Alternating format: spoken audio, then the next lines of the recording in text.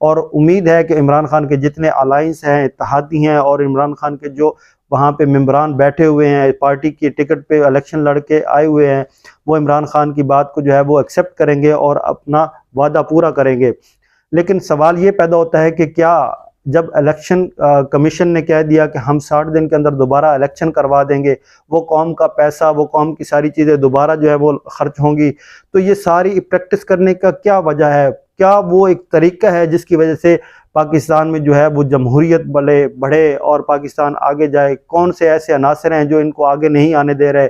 ये जो इतना सरमाया हम दोबारा इलेक्शन पे लगाएंगे, इसका किस कौम को क्या फ़ायदा होगा? पाकिस्तान की कौम जो है उसको खाने को कुछ नहीं मिल रहा, यहाँ पे तरक्की जो है वो रुक गई हुई है। पाकिस्तान में एक अजीब सी कैफियत तारी हुई है कि पाकिस्तान के साथ क्या होने जा रहा है, लेकिन किसी को कोई परवाह नहीं है। हर कोई अपने इक़्तिदार और अपनी कुर्सी में है, एक दूसरे को नीचे करने के